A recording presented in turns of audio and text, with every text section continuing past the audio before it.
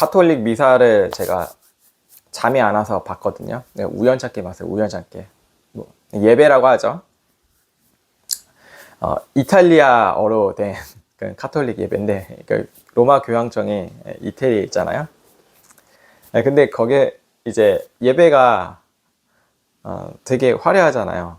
이제 예배를 이제 집례하는 사람이 있고, 뭐 거기 있는 신부고 그렇죠. 되게 예배 드리는 사람 되게 많았어요. 뭐 주교 같은 사람들도 있어요. 뭔가 노예 같은 분위기였거든요. 근데 거기에서 이제 서로 악수를 해요. 그러니까 그 옆에 있는 사람과 악수합시다 이런 시간 있잖아요. 우리 개신교 안에서도. 거기서도 이제 진짜 주님 안에서 친구의 교제를 나눕시다 하는데 이렇게 서로 이렇게 악수하고 옆에 있는 뭐 흑인도 있고 다양한 이제 인종들이 있어요. 근데 되게 얼굴 표정이 개신교와 다를 게 없는 거예요. 되게 어색하더라고요. 그러니까 낯선 사람을 보면 참 어색한다는 생각이 들어요. 자, 왜 이 말씀을 드리냐면 우리가 예배를 드릴 때 우리가 하나님과의 낯섦으로 드리고 있냐 아니면 내가 정말 하나님과 친밀함으로 예배를 드리고 있냐 우리가 한번 생각해 보기 위해서 제가 이것을 좀 말씀드렸어요. 그때 그 유튜브는 라이브였어요. 실제 예배 현황이었어요. 그때 한 새벽 1~2시쯤이 됐거든요. 우연하게 믿는데 하나님께서 이렇게도 인도해 주시지 않았나 생각이 들더라고요. 오늘의 제목은 당신은 지금 무엇과 바꾸고 있습니까? 창세기 25장 19절 이하 본문으로 함께 나누도록 하겠습니다. 어떤 인터뷰가 있는데요. 인터뷰 뭔지 아시죠? 이렇게 서로 이제 질문을 하고 대화하는 그런 거잖아요. 근데 이런 질문을 했다고 합니다. 당신 인생에서 가장 후회되는 선택이 무엇입니까? 여러분 무엇이죠? 뭐가 가장 후회돼요? 가장 후회되는 선택이 무엇이에요? 뭐예요? 가장 후회되는 선택이 있나요? 나서지 못한 거요. 나서지 못하는 거요? 네. 어떠신가요?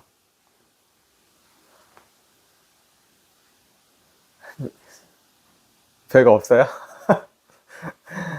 네, 많은 사람들이 이렇게 대답을 했는데요. 그때는 정말 중요한 선택이라고 생각했는데 지금 돌아보니 너무 순간적인 감정 때문에 중요한 걸 포기했어요. 이 답변이었어요. 그때는 너무 그 선택이 너무 현실적이었고 너무 절박했기 때문입니다. 제가 그 아는 동기 목사님이 있거든요. 신대원 동기죠. 그분의 이야기를 해도 되겠죠? 그분이 나누셨으니까. 네, 그분이 이제 동생이 있대요. 쌍둥이 동생이. 어디 있냐면 미국에 있대요. 같이 안 살아요. 왜 그러냐면 부모님이 개척했을 때 너무 먹고 살 게 없어서 이방을 보내버렸다는 거예요. 어때요? 너무 그 상황이 먹을 것도 없고 절박하게 그 선택 때문에 그 부모님들은 어쩔 수 없어도 후회했을 것입니다. 지금 당장의 문제를 해결해 줄 것처럼 보였기 때문에 그런 판단을 했겠죠. 그런데 시간이 지나고 보니 그 선택이 인생 전체를 흔들어 놓았고 상처를 주었다는 것을 깨닫게 됩니다. 오늘 본문에서 나오는 에서가 바로 그런 선택을 합니다. 첫 번째입니다. 우리의 인생은 이미 긴장 상태에서 시작됩니다. 첫 번째예요. 긴장되나요? 리브가는 임신 중에 아이들이 태중에 서로 싸우는 것을 느낍니다. 엄청 싸운다고 해요. 엄청 싸워서 느꼈어요. 이게 비과학적이 아니라 과학적으로도 쌍둥이가 있으면 14주가 됐는데도 서로 이렇게 터치를 하고 이런 모습들이 있다고 해요. 하나님은 말씀하십니다. 이런 쌍둥이의 모습을 보시고 두 국민이 내 태중에 있다. 이 쌍둥이에요.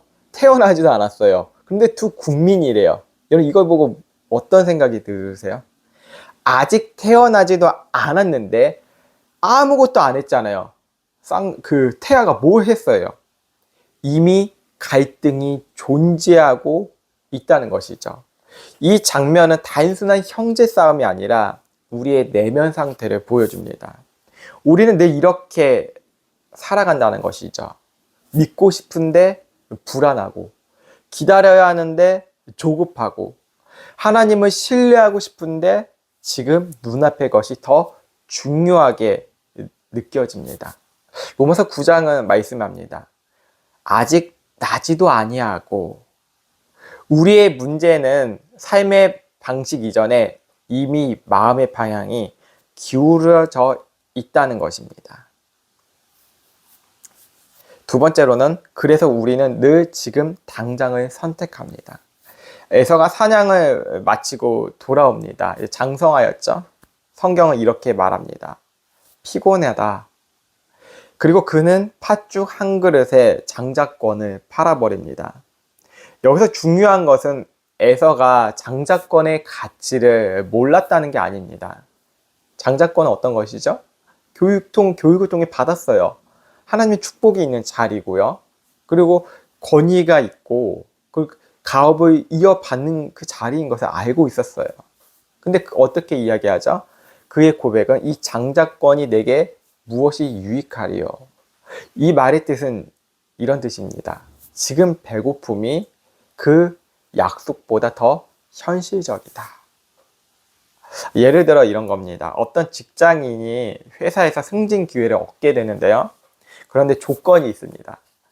주일에 근무해야 되고, 가정과 보내는 시간이 줄어들고, 신앙생활이 거의 불가능해집니다. 여러분, 어떤 선택을 하고 싶으신가요? 내 자녀가, 내 남편이 일해야 돼요. 어떻게 생각하실 건가요?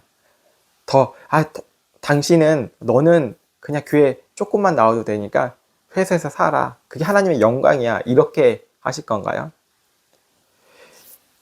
고민을 하게 되죠. 이건 내 인생에서 너무 중요한 기회야. 그리고 결국 그 기회를 선택하죠. 처음에는 승진이 되었고 모든 게 해결된 것처럼 느껴집니다. 자녀들에게도 안정된 교육 환경, 그리고 해외여행도 보내줄 수 있고, 아내에게도 뭐 해줄 수 있고, 뭐 남편에게 해줄 수 있고, 아내에게 해줄 수 있고, 그런 안정과 경제적 안정이 있는데, 그런데 시간이 지나고 나면 가정이 무너지고 신앙이 식어갑니다. 그는 말합니다. 그때는 그게 너무 현실적으로 느껴졌어요. 이게 바로 에서의 선택입니다. 우리는 늘 영원한 것을 지금의 안정감과 바꾸려고 합니다. 본문은 선포하고 있습니다. 에서가 장자의 명분을 가볍게 여깁니다. 죄는 하나님을 미워하는 것이 아니라 하나님의 약속을 별로 중요하지 않게 여기는 것입니다. 1500년 되면 우리 대한민국은 어떤 상태죠? 하나님을 잘 모르는 그 시대잖아요. 근데 바로 옆 나라 일본에서는 복음이 계속 전해지고 있었어요. 그런데 일본 안에서도 복음을 전하면 그 세력이 있는 사람들이 복음을 전하지 못하게 다 막았어요. 왜냐하면 자기의 자리를 잃을까 봐. 근데 서민들이 많이 믿었는데 어느 날 그 관리들이 그 서민들을 다 잡아다가 어디다 놓냐면 끓는 온천물에 넣었어요. 그런 고문을 시켰다는 거예요. 근데 더 무서운 거는 그것도 좋아요. 그 바닷가에다가 십자가를 달아놓고 거기다가 묶어놨다는 거예요. 근데 거기에서 그들이 배교하지 않았어요. 왜 배교하지 않았냐면 더 나은 본향을 사모했다는 것이죠. 어떻게 기록되었냐면 일본이에요. 일본. 지금은 많은 사람들이 믿질 않죠. 교회는 있긴 있어요. 일본. 근데 일본에도 신실한 사람이 있다는 것을 기억해 보십시오. 그 마지막 죽음의 순간까지 찬양을 하면서 떠났다는 거예요. 찬양. 마지막은 찬양이었어요. 왜 찬양했을까? 이 고통 중에. 이것보다 더 귀한 것이 내 안에 예수 그리스도가 있었다. 이 고백이에요. 일본인 안에. 기리스도인이라 그러거든요. 기리스도. 그 그리스도인이 일본 말로 죽었어요. 자, 무엇을 붙들었죠?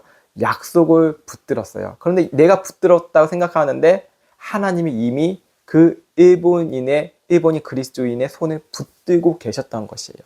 그래서 순교할 수 있다는 것이죠. 우리가 순교자를 칭송하고 가톨릭에서는 순교자에 대해서 높이고 그러는데 그게 아니에요. 하나님이 이미 힘을 주셨어요. 하나님이 이 고통보다 더 귀한 본향을 사모하게 하셨어요. 그렇기 때문에 그 예수님의 그 십자가 달렸던 한 죄인이 주님, 내가 주님과 함께 낙원에 있길, 그 나라에 있기 원합니다 라고 고백했던 거예요. 그게 무엇이죠?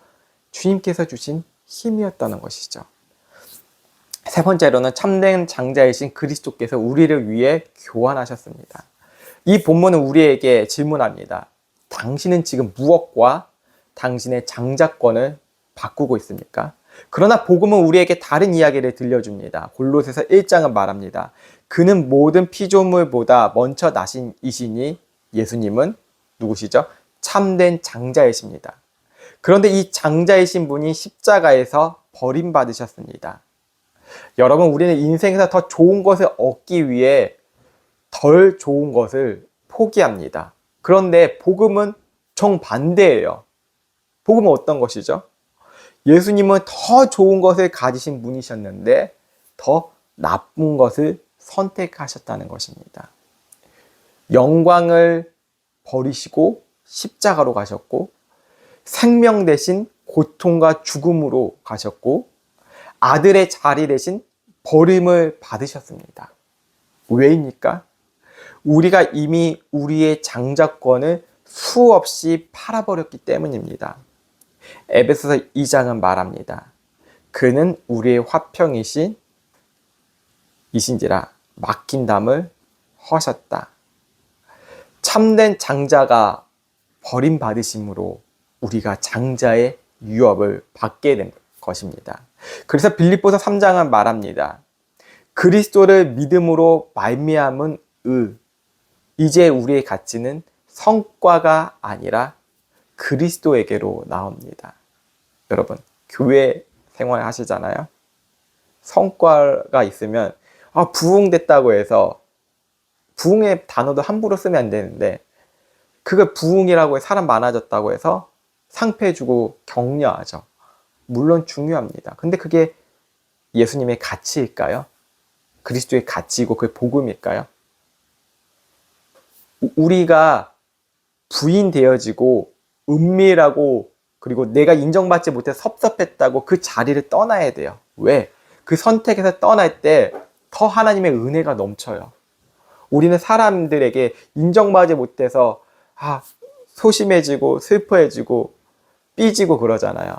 목사님은 어떤 장로님은 나에게 더 인정해주지 못할까? 또 목사도 그러죠. 왜 성도들은 나에게 더 인정하지 못하고 내가 하라는 말대로 하지 않을까?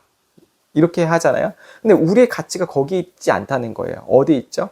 예수 그리스도께서 우리를 위해 더 낮아지시는 걸 선택하셨고 예수 그리스도께서 우리를 위해 더 죽기까지 사랑하시기로 결정하셨고 사랑하셨고 여기에 핵심 가치를 두면 예수님이 하신 말씀 거기를 더 기억해야 돼요. 너 기도하라고 할 때 은밀한 그 골방에 들어가게 되고 왼손이 오른손이 모르게 하라 그랬잖아. 무엇이죠?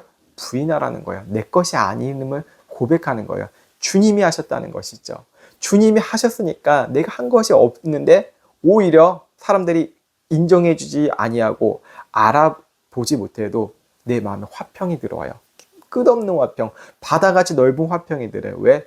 내 마음보다 크신 예수 그리스도께서 내 안에 오셨기 때문입니다. 자, 말씀의 결론을 맺겠습니다. 여러분 불안하십니까? 그래서 지금 당장의 것을 붙잡고 싶으십니까? 괜찮습니다. 그러나 기억하십시오. 참된 장자이신 예수 그리스도께서 우리를 위해 버림받으셨습니다. 그래서 이제 우리는 당장의 팥죽 때문에 영원한 유업을 포기할 필요가 없습니다.